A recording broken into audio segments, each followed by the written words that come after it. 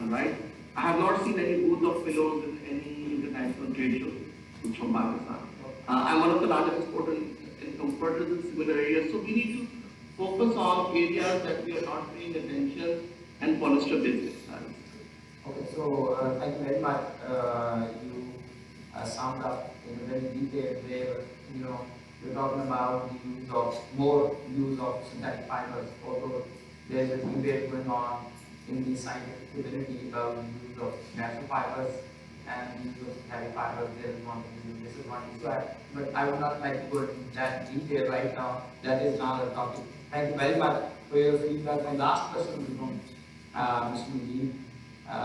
Sir, what do you think is the future of textile, and how can our industry prepare themselves to meet these challenges? I think it's very important. And if you look at the future history model, this happens every 10, 12 years in textile industry especially, and we always come up with a solution of devaluation. So I think one more devaluation and we'll be out of this. So I think the biggest challenge for us, and this is like we can recreate ourselves by increasing our understanding about what is the nature of the beast.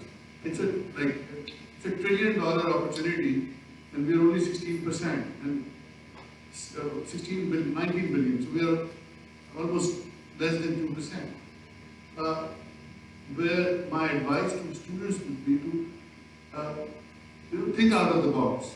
Think of how they can work on. I understand and I do appreciate cotton is a great fiber. It's the most sustainable fiber.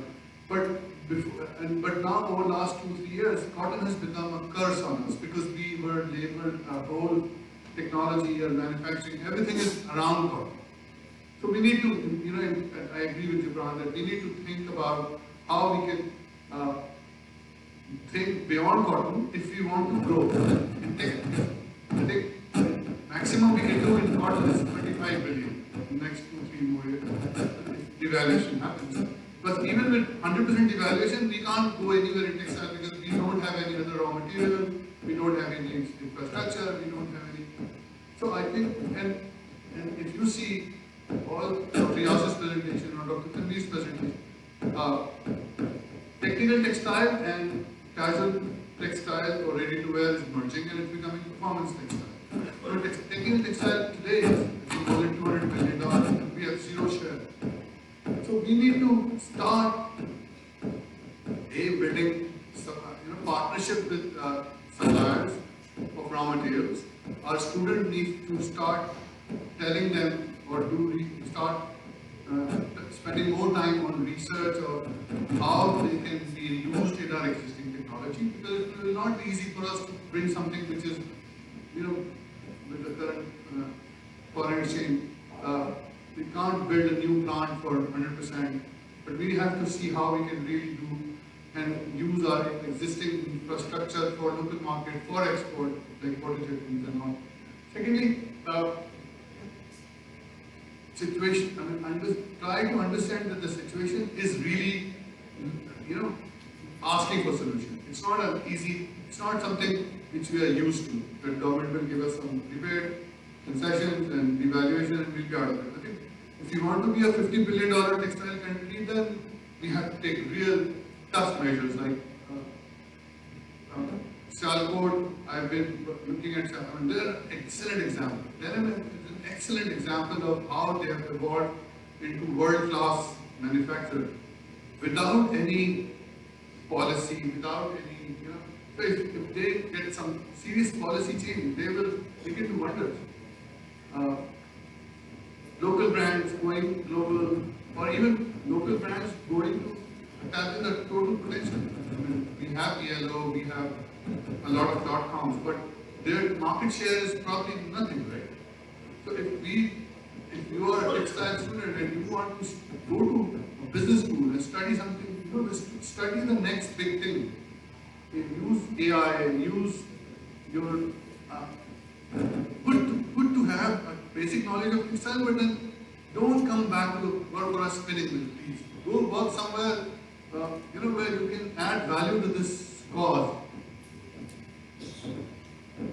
Thank you. Thank you very much. Mr. Ali.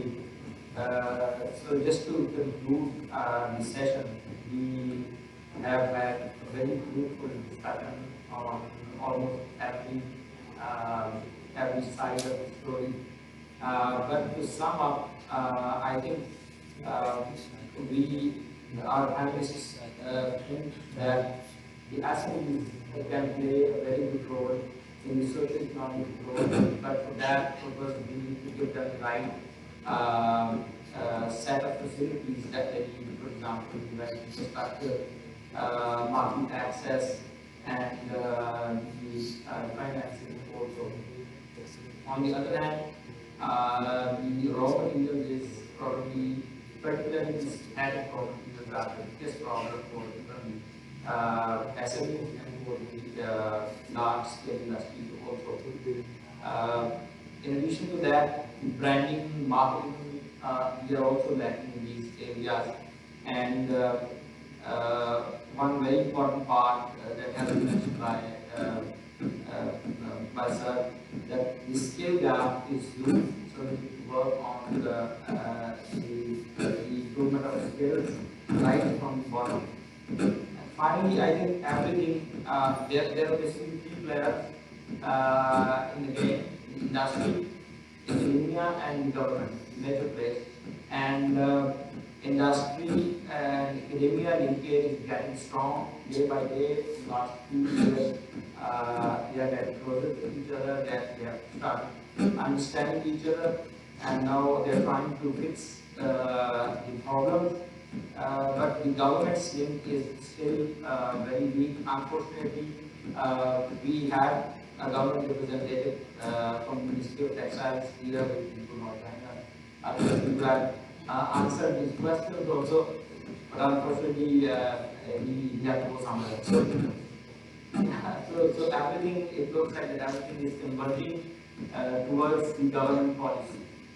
So let's hope that we could suggest some good things to the government from this forum at the end of the conference, and let's hope for that. Thank you very much.